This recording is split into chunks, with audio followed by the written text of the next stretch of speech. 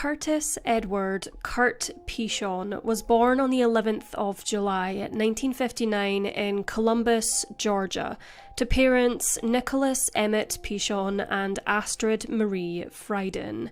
He was one of 4 children and had 2 brothers, Nicholas and Mark, and a sister, Crystal.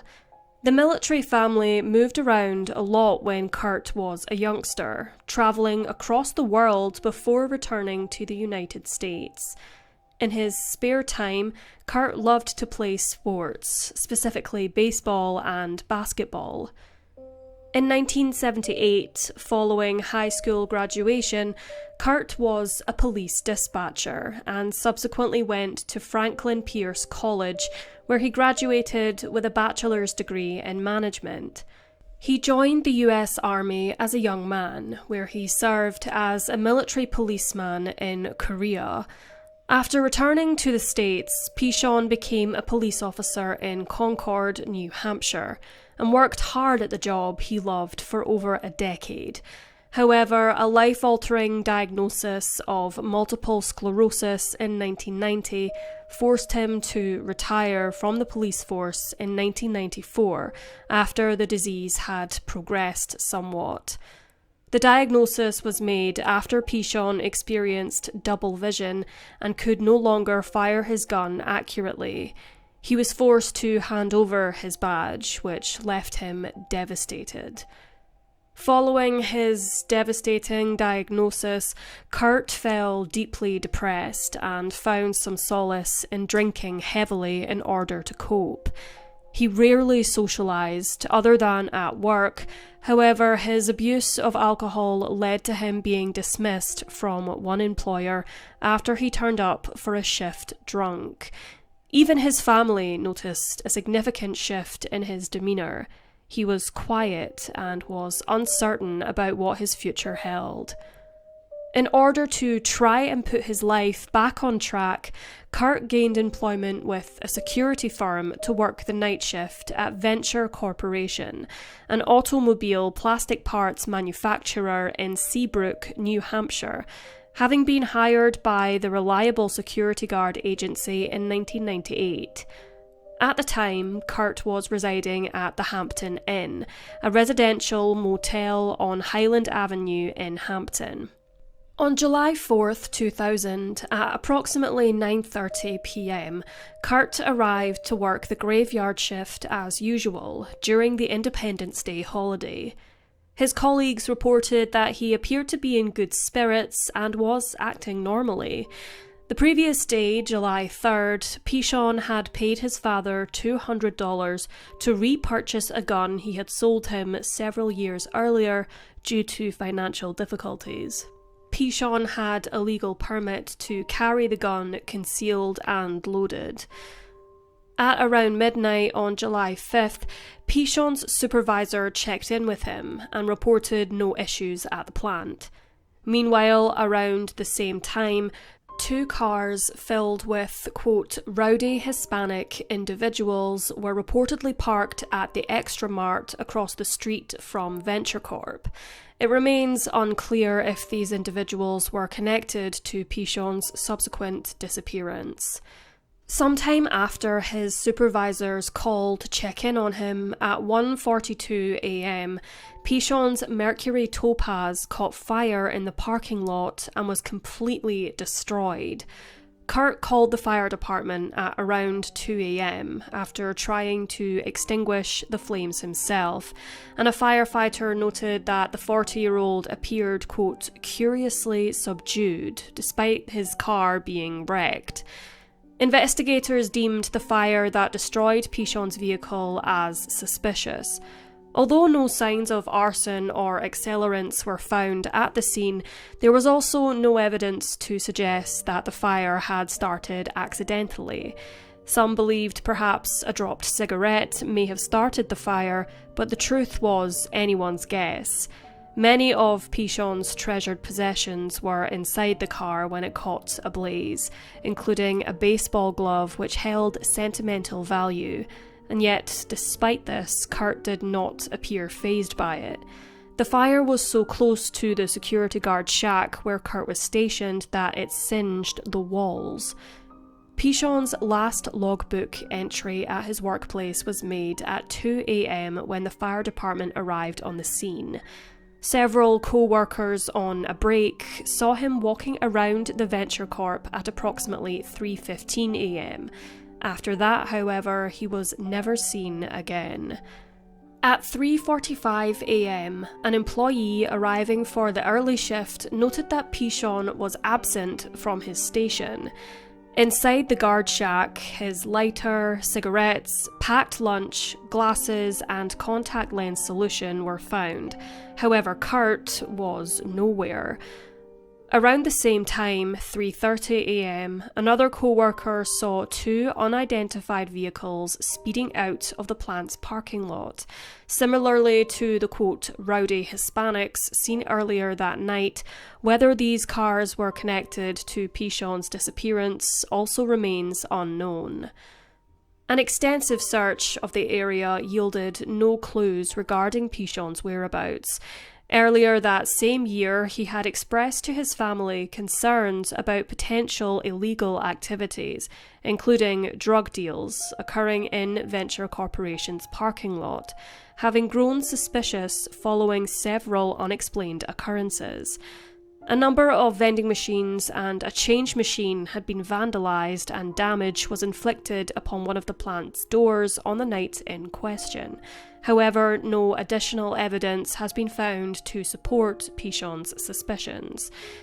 It should be noted that before he vanished, Curt confided in his loved ones that he feared for his safety, alleging that a co-worker had threatened to kill him after being given a parking ticket. Though according to police, this co-worker denied the threat and had an alibi during the window in which Pishon vanished. On the night he disappeared, he was particularly upset because he had no backup plan if anything went wrong at work. After Pishon's disappearance, the 9mm pistol he had purchased from his father was found in his apartment at the Hampton Inn, still wrapped in the paper bag his father had given him, though initial searches of the apartment conducted by police did not locate the pistol. It was believed by many, given his fears, that Curt wanted the gun to protect himself, but from who or what remains a mystery. Some speculation suggests that Pishon's disappearance could have been linked to his past employment as a police officer. During his time as a patrol officer, where he was not involved in violent crime investigations, Curt allegedly had affairs with the wives of two fellow policemen, but thus far there is no evidence indicating that this played a role at all in Curt's vanishing. Robert E. April, a co-worker of Curt's, is viewed as a person of interest in this case. In 2005, police received an anonymous tip-off telling them to look into the employees working on the night Curt disappeared. And in October of 2008, April was arrested for threatening to kill the brother of a man who owed him money. During the threat, April allegedly claimed to have killed Curt and buried his body in his backyard.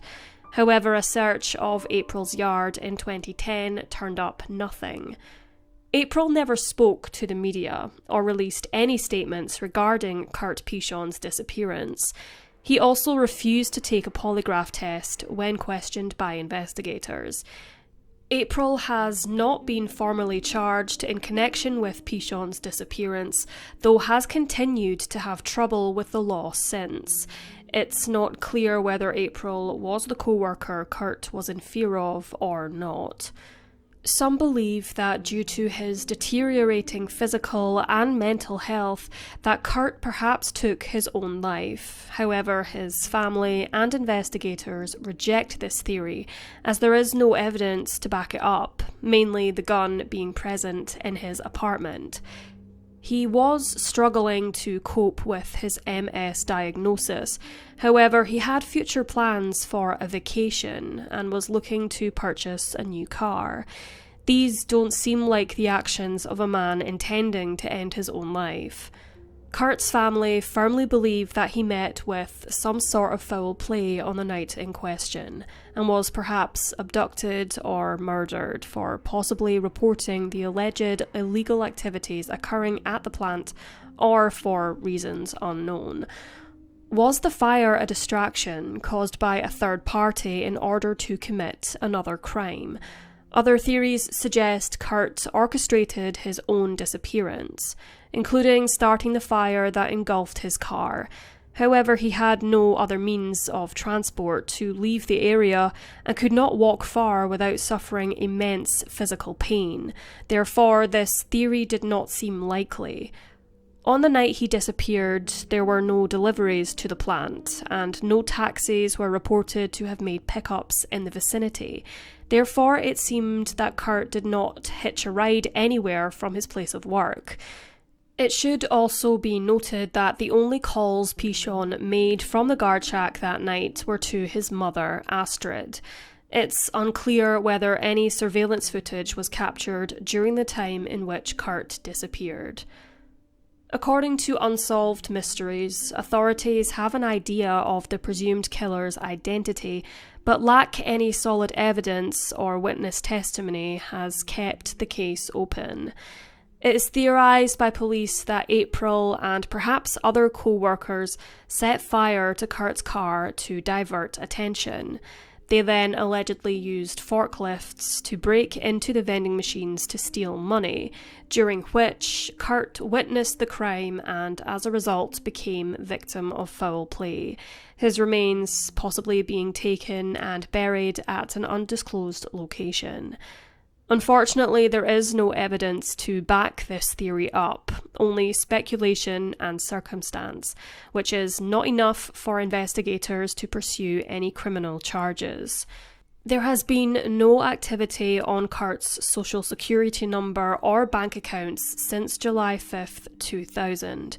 He was declared legally deceased in 2008, and unfortunately, as of 2024, 24 years after Curt disappeared, his case remains unsolved. His family, who launched the Find Curt campaign and a dedicated tip line in 2008, are offering a $10,000 reward for any information leading to the recovery of Curt's remains and for the arrest and conviction of those responsible for his death. All they want is closure, to bury him and let him rest in peace. A cenotaph for Curt was erected in New Hampshire State Veterans Cemetery as the search for him continues. At the time of his disappearance in July of 2000, Curt Pishon was 40 years old. He's described as a Caucasian male with greying brown hair and brown eyes, possibly with a moustache, standing around 5'8" or 5'9", and weighing approximately 165 pounds. At the time, he was a heavy drinker, smoked cigarettes, and wore contact lenses.